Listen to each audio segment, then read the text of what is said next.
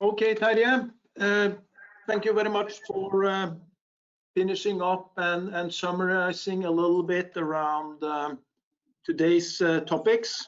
We look forward to having your closing remarks, so please feel free to start. Yes, thank you very much. I assume you all hear me, unless please give me a hint. We do. Yeah, that's good. So, my name is Terje Stromstad, and I'm working as a managing consultant within our consultancy service. I have 20 or more years of experience from digitalization, mostly within the E&P industry. And my main expertise is on data platform and data-driven business transformation. So when I was asked to make this summary comment in this seminar of exciting topics, I was really excited myself, and I appreciate the opportunity. Since I work as a business consultant, I often get the task of questioning the value of digitalization initiatives, but also in helping customers evaluating good and bad initiatives based on business value. Today, I'm going to warn you about digital unicorns. Since I have 2 daughters, they have been through their unicorn ages before. I think that was a very good metaphor. So, we have now demonstrated various ways of solving real-life business problems with digital enablers. In a jungle of technologies and vendors, it's easy to get lost and forget what makes digitalization initiatives great. The technology landscape of businesses is really complex these days. And Gartner Group has and other companies has estimated that more than 80% of digital initiatives will fail. And why is that? At Cegal, we believe that most of these failures are not due to a lack of technological features and capabilities. However, there is a fair chance that the failures are related to an absence of business value. So, looking at a couple of examples, being able to automatically scan huge volumes of unstructured data, categorizing them, applying logic and business rule seems exciting.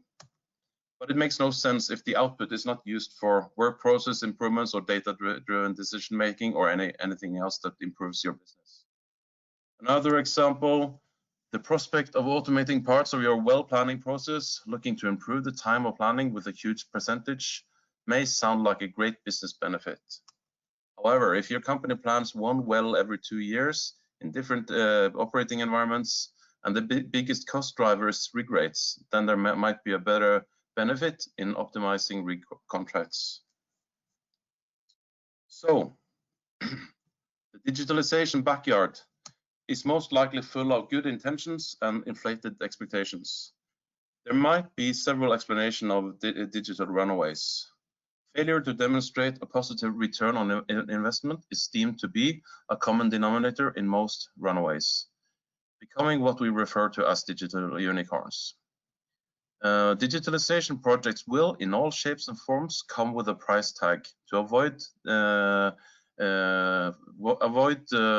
not failing in visualizing value.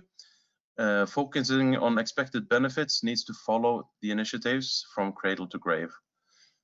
So many digital unicorns are sadly stopped too late after spending a good pile of money on an initial leap of good faith. So when you look at the classical business and project model, there is a business need on the left-hand side. You need to identify benefit areas already in the concept stage. You need to plan for business benefit capture and refine them and define the approach to capture benefits later and hand it over to the business when the project closes out. Then you can start to measure the benefits. So, throwing good money after bad money is never a wise business decision. So stopping digital initiatives might not be a bad idea at all as damage control if you're already in a bad place. So, a clear indicator of a valuable digitalization initiative is when it replaces manual or legacy ways of working. This might seem a bit obvious, but we believe too many digital investment decisions are based on technological expectations only. The Total investment should always include the upfront investment cost and the total cost of ownership calculation across the entire life cycle. Building a solid cost-benefit analysis requires detailing what are the expected monetary effects, be it cost savings, quality improvements, compliance improvements, productivity improvements, etc.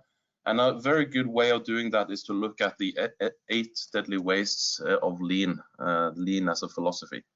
There's a lot of details in this slide. I'm not going to go through them, but I'll comment a little bit afterwards. Just a second. The deadly wastes are originally related to efficiency in physical product lines, such as car production, etc. But it's also possible to debottleneck work processes according to the same waste categories. So, put down into words how your business processes will change given the coming of a new digital enabler, and in dollars, how it gains your business. Looking at digitalization through a critical business lens, it's important to watch out for these digital unicorns and stay within the 20% that succeed. If the seller of something is unable to illustrate what it replaces in the real world, you're most likely looking at yet another digitalization fairy tale. A digital unicorn might be colorful, look real and appealing, but we all know they don't exist in the real world. And if a digital initiative only exists in slideshows or product sheets with no demo or documented success stories like we have shown today, it's still a digital unicorn. So, if not, you need compelling evidence that intangible benefits will be strong enough and map them according to your strategic objectives, or that you are willing to throw risk capital at digital initiatives in order to hope for digital gold nuggets. This is more of an R&D approach, and disappointments must be expected while panning the digital pay dirt for those precious digital gold nuggets. So, there are some techniques you can use, like cost-benefit analysis, time waste analysis, and you also need to look at all your processes, build an insight into material cost and labor costs, make an honest ledger of the estimated cost you will add to your future budgets, both one-time cost and recurring cost. The estimates must be accrued across the expected life cycle of your product. You must estimate the expected savings accrued across the same life cycle, and also evaluate qualitative benefits too. Adding uncertainty, currency exposure, and expected inflation builds a more solid model, and then you have a really good business case. Then you need to create a plan for measuring monetary effects of your digital tools. So, some things to look after or look for when you're advocating a digital initiative. You need to look for manual repetitive tasks that you want to automate, incompatible or redundant KPIs, cumbersome work procedures, lots of coordinators in the organization, bottlenecks in cross-person workflows, advanced Excel spreadsheets. Those are often a source of complexity that is unnecessary. Person dependency, method wars between different strong persons in an organization, manual analysis, and non-standard solutions. And there's a lot more to look for, but those are just some recurring patterns.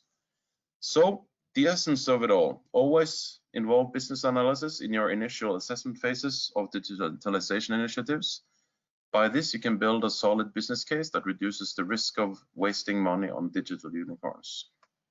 So that's all I have. Thank you very much. Thank you very, very much for your quick wrap up there and your views. Very interesting, Terje. We have come to an end of this seminar. I hope that all of you attending had a very interesting time. At least I did. I think it was a good set of presentations viewing different kinds of about the use of data science and also including Python and Python tools to build up and hopefully make better decisions for the future. There will be a global webinar held March 21st on the same topic, where we have also clients from the Middle East and Asia presenting. Feel free, if any of you would like to present, please send us an email on the webinar@cegal.com. We're more than happy to have additional presenters from different regions. And I think at the end, I just want to thank everyone for making this such a great event, and hopefully there's brighter times ahead, and we can get back to normal, and maybe we can have a conference in the Americas next year where we actually meet and talk about these things. So thank you very much, and look forward to seeing some, or at least listening to some, and hopefully seeing some of you on the webinar March 21st this year. So have a great day, and thank you very much.